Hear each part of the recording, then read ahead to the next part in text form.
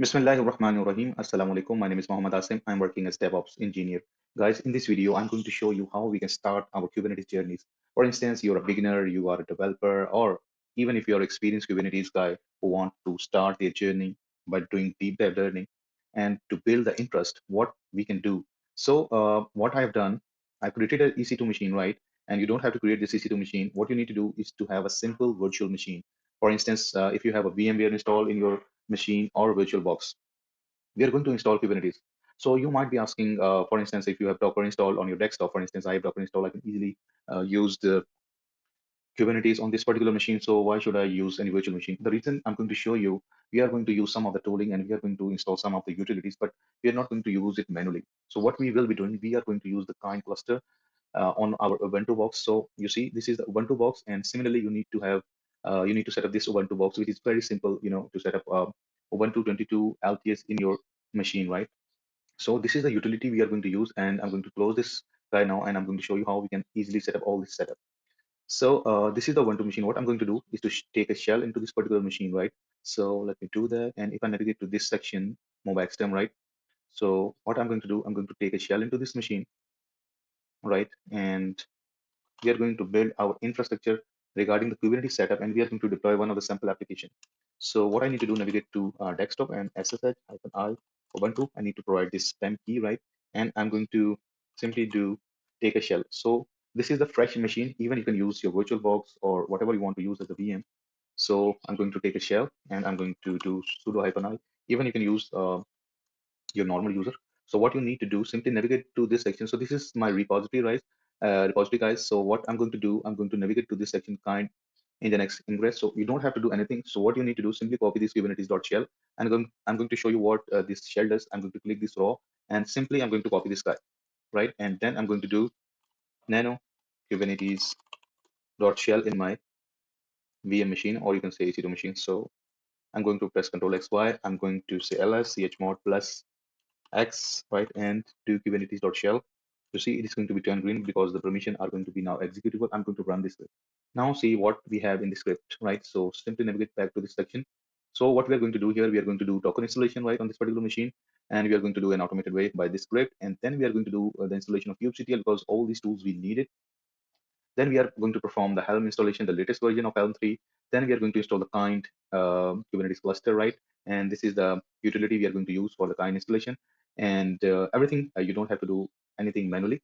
So simply then we are going to set up the multi-node cluster, and you will shortly see the installation of the kind cluster is going to be happen soon, and it is now happening. kubectl install, Helm install, everything is installed. So this is the configuration, guys, that we are going to use the version. Let me show you, and then I'm going to back to this configuration. So I'm using this 1.258. You can use any version to see what version you want to use. So what you need to do on this Google, simply type search kind Docker right? So simply do that, and you can navigate to this section, kindest node, and simply click these tags. So whatever version you want to use, for instance, this is the latest version they are already providing. Let's say I want to just assume this, I want to use this 1.21. With regard to that, all major and minor versions are going to be displayed here. Simply you can update this part from here if you want to use any specific version, right? So if you navigate back to the configuration, you don't have to worry at this stage regarding the configuration. What I need to show you guys, this section 76 and 77. So we are exposing our API, Kubernetes API to all interfaces, and this is the port 8443 which we are going to use. You can change this port to any port you want to use. And the section are regarding the ingress, which I've already covered in my other video. If you want to see, you can see that particular video, and some of the setting regarding the memory and um, other setting, like for instance, what sort of memory you want to provide to your worker nodes. So our you see this section, if I click just to highlight this, so this version has been set up, preparing nodes, waiting configuration, control plane is set up, installing CNI, storage class, joining worker nodes. So if I simply do here on this fresh machine, kubectl get nodes, our cluster is now ready, right? But now we want to access this cluster locally, and we don't want to use at this stage heavy usage of kubectl. Why? To just show you or give your interest regarding that how we can easily visualize our cluster and make and build our understanding, the real understanding what we need to do regarding that. So I'm going to take another shell. So if you have a VM install, you can simply navigate to this section. And what we are going to do, simply navigate back to this section. I need to show you this utility. Simply type Kubernetes, or you just need to type lens Kubernetes, right, in the search bar. So you will get this URL. Simply copy this guy. So the coolest thing regarding that, you need this utility is available for Windows, Linux, and Mac OS, right? So if you click this guy, right? So here you will install anything, I mean, on any machine, whatever you are using. So simply you can do that. So we are using, for instance, currently Windows. That's why I've already installed this utility, and I'm going to open this guy, right? So currently I have previous installation of kind, but we are not going to use that. I'm going to simply open this guy, right? And you need to simply do simple registration, and it is totally free and open source, right? So let it open. Then what I'm going to do, I need to access this particular cluster. So what I'm going to do, let me navigate to the desktop, and I need to create a tunnel because this is the remote machine. And if you're using the virtual machine, you don't have to do anything.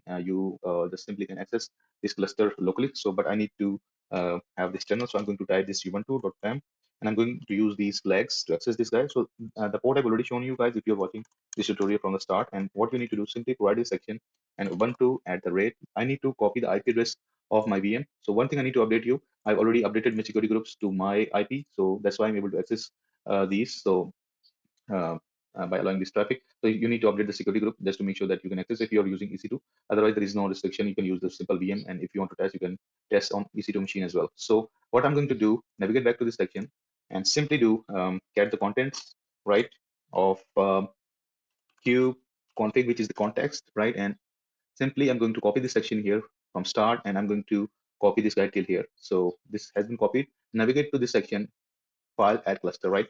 Press Control V, click add cluster, and our cluster should be available. So I'm using this fresh new cluster. I'm going to call this Cloud Geeks, and we are now connecting with this our remote cluster EC2 machine.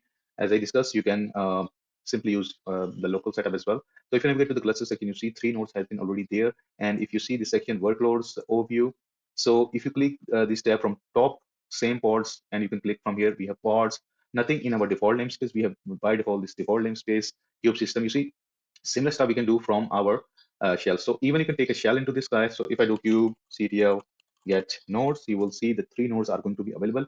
And even we can see these 3 nodes from here as well. And the coolest thing, for instance, if you click this and let's try to take a shell into this guy. So we have 3 nodes, worker nodes, and you can do an amazing stuff. You see, we have already into that particular node, and we have taken a shell. So let's try to deploy one application here to get our understanding. So everything is installed here. For instance, we have Helm installed, right? So what I'm going to do, I'm going to create a simple app, Helm create hello, create hello. So commands I'm going to be, I mean, in fact, commands are already available. So I'm going to create this app, right? And if I do ls here and ls-l, this creates a directory, and this is the sample app we are going to do test. But let's say I want to update the values.yml. I want to use my image, and let's say repository is going to be my repository, which is publicly available. I'm going to use my image, QuickBooks 2018 slash green, and it's going to be latest one, right? But this is the tag I need to do. I'm going to do simply save this guy, right? And if I do ls here, and if I navigate back to this section, so command is going to be this. So what you need to do, navigate back to this section. If you see readme md, and we are going to simply use this command. For instance, helm upgrade, let's say, excuse me, hello to or hello, right, is going to be the name of our application, and we are going to use the directory. In that particular directory, we have updated the values.yml. We are going to create a new namespace app which is not existed. So we are going to say create that particular namespace, and we are going to use this hello directory, and we are going to say wait till it has been deployed. So you see, if I do ls lth, I have a directory here with name hello. You see, this is the directory. I'm going to simply paste this guy. Sorry, it has been copied. So navigate back to the section and simply do the pasting. So as by default, by using that particular script, you have everything installed you need to do regarding the understanding. Now, if I navigate back to this section, you see one app namespace is going to be available, and hello app has been deployed. So I want to access this guy. Simply do, I'm not using any kubectl port forwarding command, like, even definitely you can do that. But if I navigate back to this section, you see one deployment has been created. And if I do navigate to this section, you see this service has been created. So let's try to click that. And you can use CLI as well, but we are going to use all stuff from the UI to see you how you can do the port forwarding and give you understanding the interest you can build regarding if you are a startup or even if you are a fresh. You can see how easily we can set up our Kubernetes cluster in few minutes and do start our learning. And you see, for instance, similar stuff you can see GKI or EKS, the workload section, there similar stuff they've provided you. So kubectl pods, deployment. Let's say I want to take a shell and I want to create from the CLI. If I do kubectl run, let's say Nginx, and image is going to be nginx, let's say smallest image alpine, and the namespace is going to be default, right? So if I navigate back to this section default, and sorry, click this guy, and let's see if the command is correct. So let's try to press enter here. So kubectl run the next dash dash image. I need to put is equal to here, right? So you need to make sure this command is right. So what it does, it is going to simply click this guy. You see one pod has been deployed with this namespace. Similarly, if you navigate to this section to other namespaces, you will see different pods running. And let me close this guy.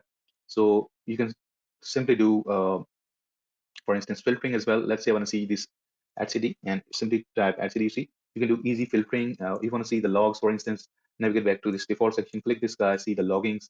Let's say I want to take a shell into this guy, and definitely I do recommend to learn the kubectl commands. But as a startup, how easily you can do and learning what commands it has been doing by this UI, you can easily do that. What are deployments?